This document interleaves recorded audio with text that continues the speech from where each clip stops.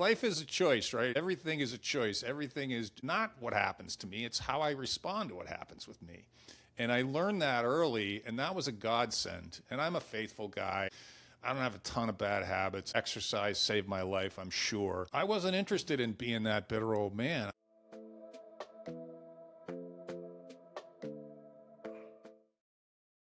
All right, Mark Aylward, welcome to Beyond Fulfillment.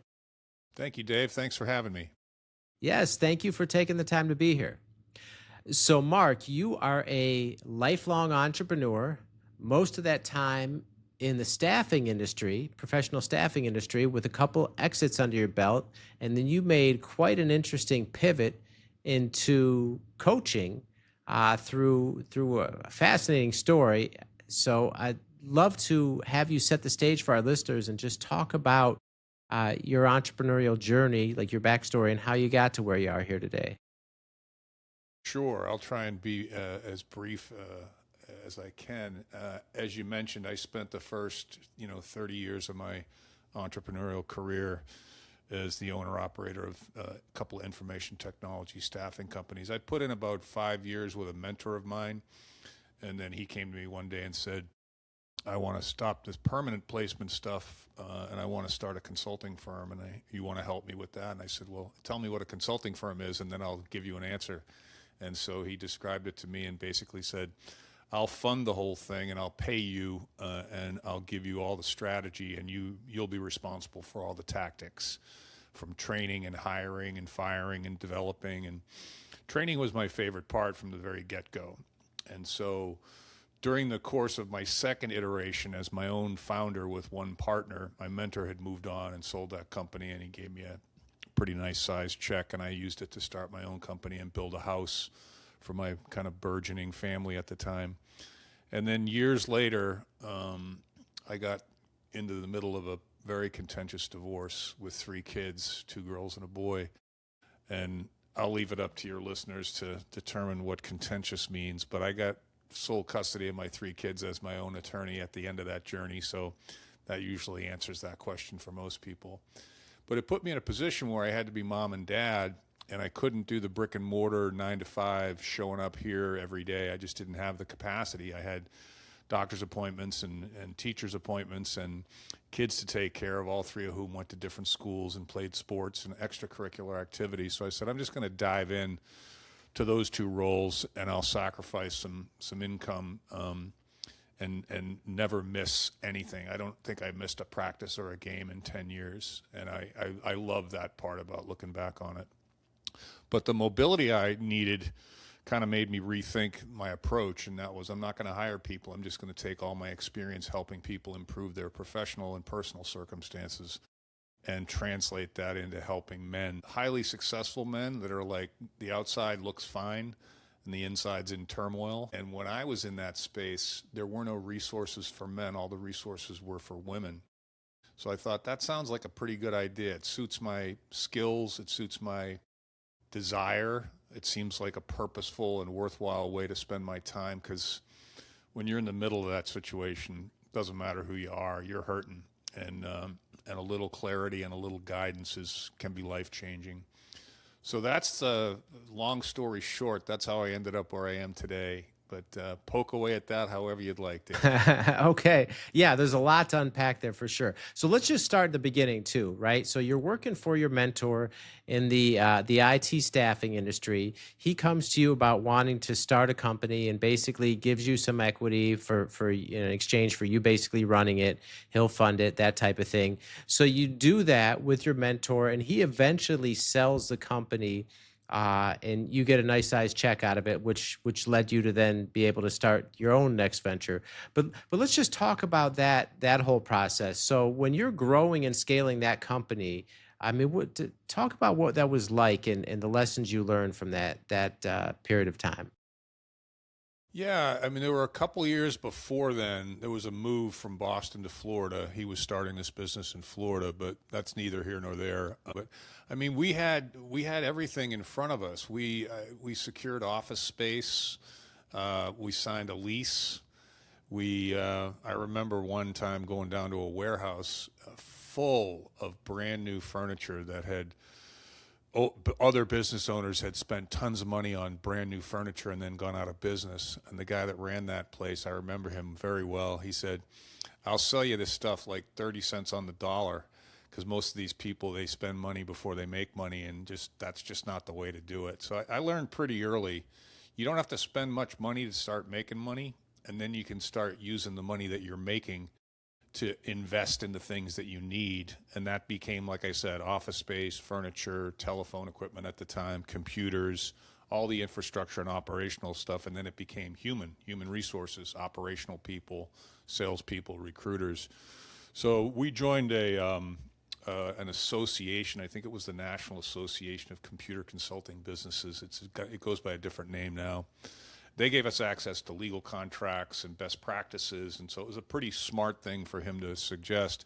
And I just dove in, and he did strategy, and we'd sit down every day. This is what's happening today. This is what we need. This is what the numbers look like. And we built it from nothing to $5 million in revenue, and he sold it for $5 million. So it was a very profitable, very high margin, kind of a boutique approach, which at the time I thought that was the only way to do that. And then I found out that most recruiting is highly transactional and low margin, high volume. And I just never did that. And I think that approach to any business is a much more fun and profitable way to approach anything. I want to be the best at what I do, and I want to charge the most, and I want to do the fewest transactions, but each transaction is of the highest quality. So in hindsight, that was a great strategy for him to pursue. But I just did everything, everything that would fall into the category of tactical. And I ended up learning at that point that training people and helping people get successful was really my favorite part of that job. Hey, let me tell you about Max Capital Hub. If you're an entrepreneur trying to get funding, but your credit's holding you back, these are the people to call. They do business loans, business funding, and they'll actually help you clean up your credit so you qualify for more. They're not just handing you paperwork, their team builds an actual strategy around your business. So if you've been stuck or the bank has told you no, give Max Capital Hub a call or book a free consultation at maxcapitalhub.com. Tell them I sent you. Okay. So you get the opportunity to work this role with the mentor. And like you said, you learned early on and you kind of didn't have any other exposure to other models in terms of you just want to do fewer transactions, higher margin, be the best at what you do, very high quality. It was extremely profitable and then a very nice exit. And so he sells it. He moves on. Like you said, you get a nice check. And then talk about what the decision to immediately start your own company there. So it wasn't immediate. I agreed to I think it was a 12-month. So he took off. He took the money and ran, so to speak, which is a great move. Earnouts are not something I recommend to anybody because I learned that by mistake from my own mistake. My contract was 12 months, and it was probably 2 or 3 months into that, I said, I don't want to be part of this organization. They had acquired 30 IT staffing companies in 1 year to get from the accounting space into the IT space. They just did it by acquisition. And so it was pretty crazy. And everyone else that they had acquired was doing low margin, high transaction business. So culturally, it didn't really fit. I was given the Southeastern Territory to govern 45 million in sales, which was just cobbling together 7 or 8 of the companies they acquired. And they said, Mark, you just run this. And there were some things about that. I met some pretty cool people, but it just wasn't for me. So when that 12 months, prior to the 12 months, maybe 3 or 4 months prior to that, I picked up the phone, I called my buddy and I said, let's do this on our own. Let's do our own thing. And he's like, I'm so glad you called. I was just about to call you. So he had been working for the same mentor up in the Northeastern office for that guy. So we had very similar experiences and similar lifestyles and such. And we were profitable within 30 days because we had existing relationships and we, outside of the bounds of any non-competition, because I had 12 months in, my non-competition was gone and he didn't have one. So we just grabbed a couple of clients and started helping them And then, as I had suggested earlier, we didn't spend any money. I used shared office space on my own for about 6 months. And then when we got into the hundreds of thousands of revenue, we started making decisions. Okay, what do we want this thing to look like? Then I started looking for office space. He started looking for office space. We hired some operational assistants and started hiring recruiters and salespeople. And both of us had experience hiring and training all those people before. So it was just 2 million the first year, 4 million the second year, 8 million the third year. And then the economy started to tank and we kind of hovered around 10 or 11 million. And then when we sold it, we were at about 12 million. So just for context, that's from a size standpoint. So, you know, it was great money. It was a lot of fun. And then my personal life brought this dark cloud in and things changed. Okay. All right. So let's talk about that. You realize that, you have to work an extra year after the acquisition. You realize quickly it's not for you. You're already planning what you're going to do next. You and your buddy connect and you make this plan. You hit the ground running. You're profitable within 30 days. You keep the expenses low.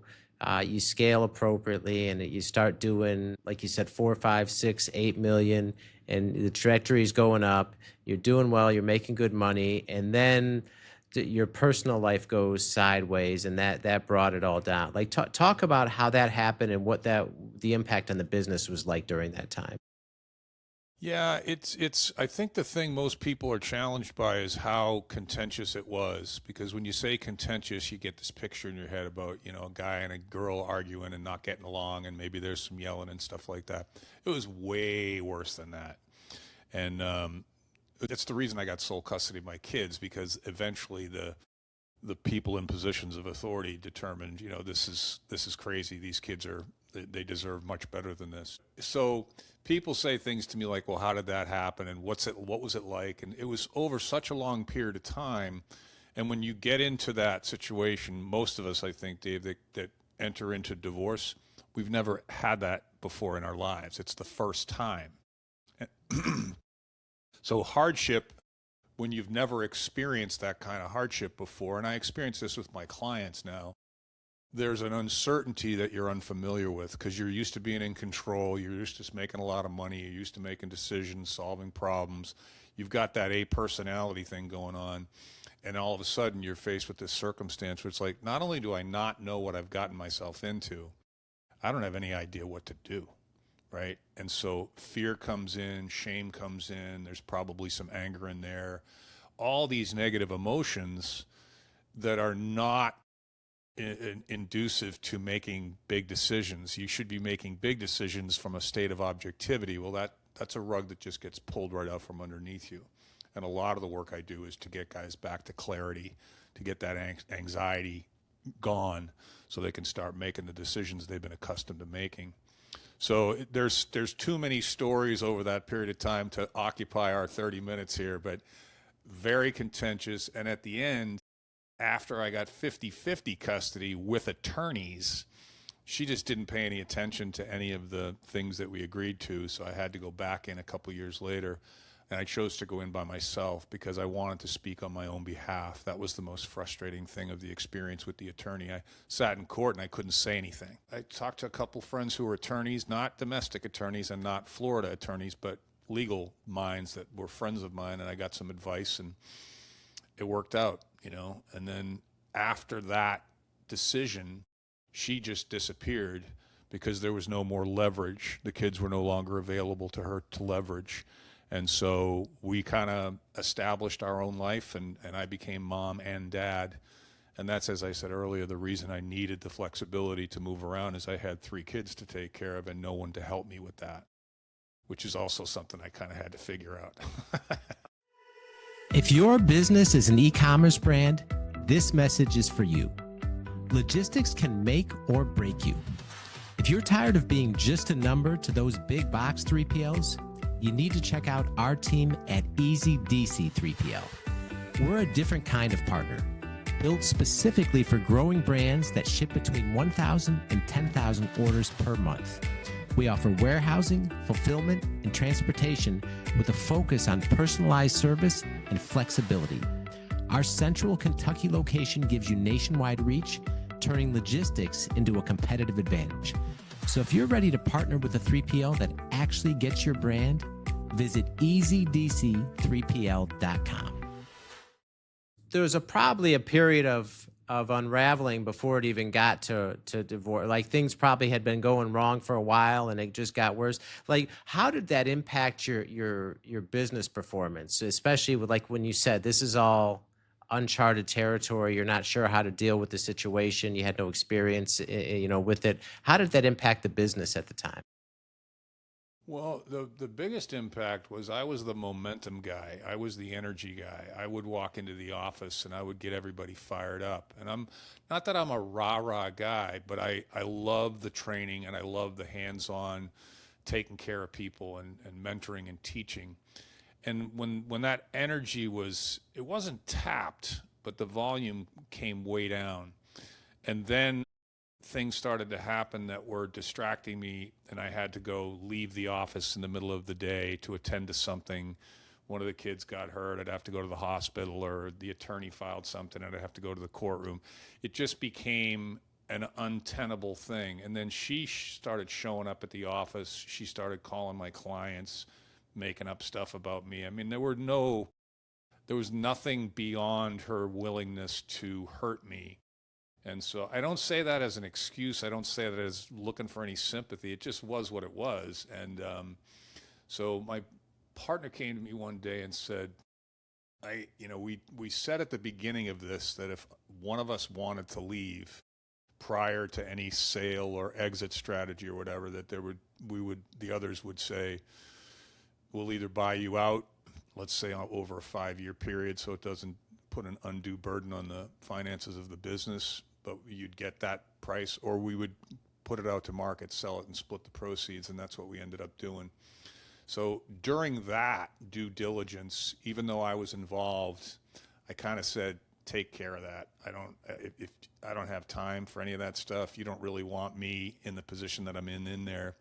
So I never gave up, but I was depleted, and I would never go into the office for a long time. I couldn't go into the office and think, well, I'm going to fulfill my obligation until 5 or 6 o'clock here, and then I'll go home. It was always like, no, when's the phone going to ring and going to unplug me from my day? And, consistency is a wonderful thing. There's a reason it's effective. And when you become inconsistent, it's a big deal. I'm not sure if I addressed the specific issue that you wanted me to, but poke around if you like, Dave. I mean, that's heavy, right? To be building this business with a partner and growing and scaling, and you have this, you have this wife or ex-wife just coming up there and starting trouble, calling clients and causing drama. I mean, obviously, like you said, you're depleted. You kind of had to pull back. You're letting your partner handle it, and then he's basically like, "I can't do this anymore. We got to sell the company." So, I mean, when that happens, when you sell the company, what was the feeling like then? Was it relief? No, it was kind of numb. I think we agreed to an earnout, which was a big mistake. We didn't do due diligence on the culture because I wasn't available to help with that. We did very good fiscal due diligence, but when you do an earnout, if you're familiar with an earnout, the second piece of whatever you get, I don't care if it's 10% or 50%, it now becomes dependent on the actions of other people and the desires and decisions of other people, which is not a good place to be when you've been used to running your own thing. I was relieved for them. It was the next step. And, I walked into a 2-year contract where I made a big enough salary to take care of my kids on my own for a while. But there was nothing fulfilling about it. I remember when the owner of the acquiring company came to me one day and said, "I don't want you to sell yourself anymore. I want you to sell the company." And I looked at her and I thought, I don't even know what that means. The only reason anybody's ever bought anything from me is because of who I am. So you're asking me now to be someone that I'm not. And then we discovered that one of the main reasons they bought us was they told one of their largest corporate clients, a big world bank, that they were going to have an office in Boston. So they didn't even want the office in Florida, but they never said anything about that. So it just became kind of a cluster. And everybody ended up okay because everyone was well trained, everyone was well paid. And when they scattered, they all landed on their feet. So, and I still have relationships with all of them, with maybe one exception. So it's just, it was unnecessary and it was unfortunate, but it was what it was. Do you have any regret about the whole situation? You know, it's funny when people ask me that, the first thing I think of is if I regretted anything about this, then my relationship with my three children would be different than it is right now, or I wouldn't even have my three children. So, especially when I think about the selection of marrying her, which one could very easily say was a mistake. But no, it wasn't a mistake because I have three beautiful children that I'm very close with and I do everything with. And everyone's healthy and happy and making the world a better place. So, you know, there's an old adage, Dave. It's a story. It's a quick one. It's like 10 people sitting around a circle with a fire in the middle. And the wise man says, I got a big bag here and I want to walk around. I want everybody to throw your problems into this bag. And then when the bag's full, he walks back around and said, okay, who wants to just reach in and grab random problems, or do you want your own problems back? And everybody raises their hand and says, give me my own problems back. Yeah, right. So, I mean, life is a choice, right? Everything is a choice. Everything is not what happens to me. It's how I respond to what happens with me. And I learned that early, and that was a godsend. And I'm a faithful guy, and I don't have a ton of bad habits. Exercise saved my life, I'm sure. But I wasn't interested in being that bitter old man. I wasn't interested in that at all. I was interested in, okay, now the dust has settled. What do we do now? How can we serve other people and make some money in the process? It seemed simple to me.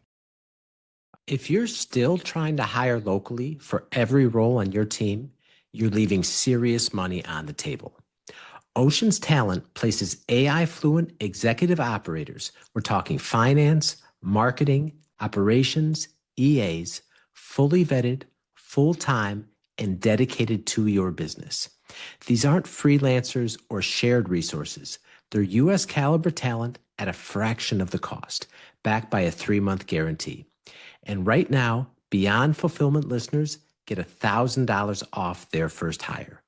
Go to oceanstalent.com/Dave to claim it. Okay. All right. So you go through that process, you get the custody of your kids. She's gone, and now you look to what you're going to do next. And like you said, right, you have to be mom and dad. You can no longer, do the 9 to 5 thing or be somewhere away from the kids. So you make this decision to take, which is like a radical shift given your previous work experience, to take all of your knowledge and experience and you open up this coaching practice for other men. I mean, talk about why you did that and what that's been like. Well, again, it happened in stages. The initial decision was I'm not missing my children's childhood. And because I don't have anybody to say, can you take the kids to this thing? I have to take the kids to this thing. I was running for years, but it was fun running. It was to Little League games and volleyball games and dance recitals and teachers' meetings where they praised how wonderful my children were and the kids did well. And, we fought through it together collectively.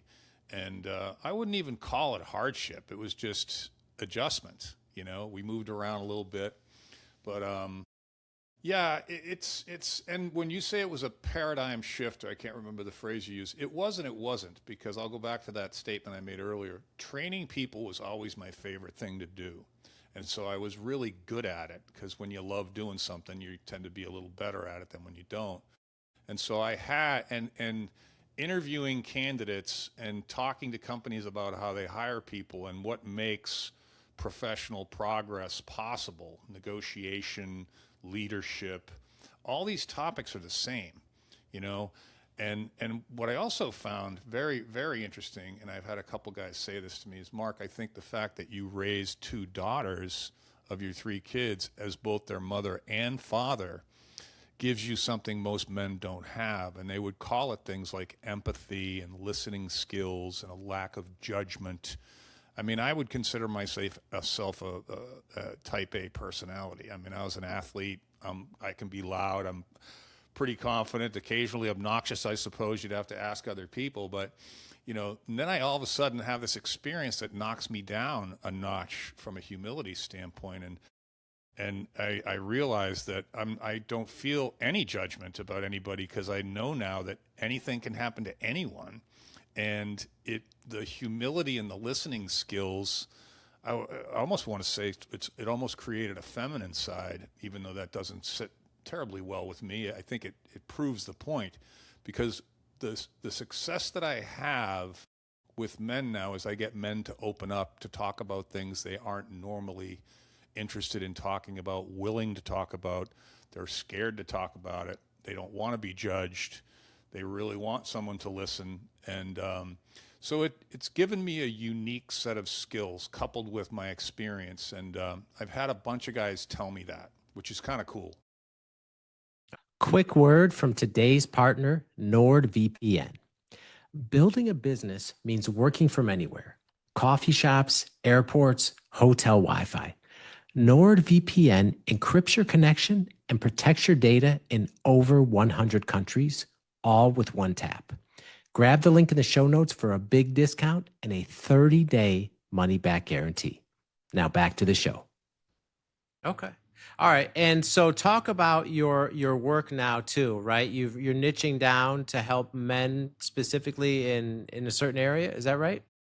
Yeah, I focus my messaging on C-suite executives and founders because that's what I am. So I have empathy for that role, that alone on an island role of the entrepreneur and founder, which is also helpful, brings another layer of empathy. I have one service offering, and it's a 6-week program, and it's a framework that I call the REAL framework, and it's an acronym that stands for Reflect, Evaluate, Activate, and Lead. And the vast majority of the initial work is just that: reflection. Tell me what's going on. Tell me what you've tried. Tell me what's in your brain. Tell me what's in your heart. Real deep stuff, this self-reflection stuff that we don't, in my experience, we don't do on our own. We need someone else to advocate for us. We need someone else to help us look in that mirror and ask questions that are often difficult, that we might not want to hear the answers to. And at the end of that 6 weeks, which is basically 6 one-hour conferences, 24/7 access to me, lots of resources in the form of workbooks and videos. And then at the end of the 6 weeks, maybe the last 2 weeks of that 6-week period, we start working on a 6-month plan. I like to tell people I'm really not in the advice business, and I never really have been. I'm sharing my observations. This is what I experienced. This is what worked for me. So categorically, do I believe that you should lean on exercise, for instance? Yes, I do. Am I going to tell you what exercises to do? No, I'm not. I'm going to tell you what I experimented with yoga and walking and bike riding and swimming and weightlifting and meditation and breath work. I really went into a lot of personal work because you need that physical fortitude and emotional fortitude to get through all the other stuff. And most people just keep running without attending to that stuff, and they fall apart, right? They gain weight, they stop sleeping, they start drinking too much, whatever it might be. So we work on a lot of different things that are basically, this is what I did to get back over what happened. And so this is all available to you. And let's just start talking about what works for you and what doesn't. So and that 6-month plan that I leave them with is it's bulletproof, Now I can't make guys do the work once they leave me, but most guys that get through that and engage me in the first place, because it's not a small investment, it's $10,000. It's not a huge investment, but it's not something you could just stroke a check without thinking about it. And the last bit I would say about that, Dave, is that I don't sell too often, because guys that I can help, they need to be ready. They need to almost come to me and say, Mark, I'm ready for your help. Because without that commitment, without that admission, I'm just talking, and I won't take someone's money just to talk to them. If I can't help them, And so the process of determining is someone going to pay me and we're going to get working that's as much of them in the initial 30-minute free consultation as it is me. Do you want to work with me? Do I want to work with you? I don't know if that makes sense, but really it's a very important part of my business. Okay. All right. And so what's been the response thus far since you've had this program out?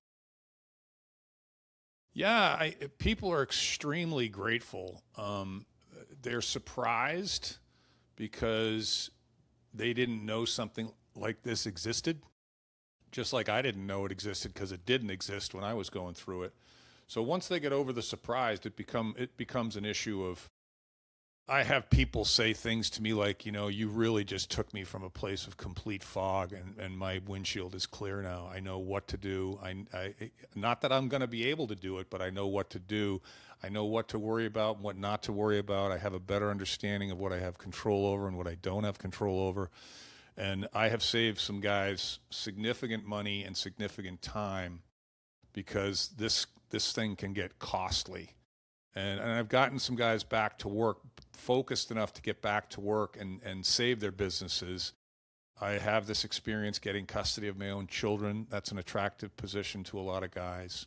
So it really, my main response is gratitude. I'm just so glad I found you. Okay. All right. And Mark, if people out here are listening and they want to learn more about your program and how they can get in touch with you, what's the best way people can reach out to you? Yeah, my name, it's Mark Aylward, Aylward. So that's the domain that I own. That'll get you to my website. You can find me on LinkedIn with that. Those are my two main platforms. I do have a YouTube channel that's got some great content on there, but I can't say that it's as organized as I'd like it to be yet. But once you find me, you can get to all of my free content. I've created a ton of content over time. So what I would say is if this resonates with any guys and they're thinking about it, but they're not certain yet, which I don't expect anybody to be, go start reading my stuff. Go start watching my stuff. Take a look at some of it and you'll get an idea. This guy resonates with me or he doesn't. And then I start everybody with a 30-minute free conversation. And that's a calendar link that you'll find on all my online properties. And I call it a strategy discussion, but in 5 or 10 minutes, I can determine whether I can help somebody. And then if they don't want to pay me or can't pay me at that point, I'll still leave them with a couple of things that they can do immediately that will bring some clarity to their lives. So it works either way. Okay. All right. And we'll link those addresses in the show notes for everyone. Awesome. All right. Well, Mark, thank you so much for taking the time to be here and sharing all this incredible wisdom from your journey with our listeners. We greatly appreciate it. Yeah, thanks for having me, Dave. That was fun.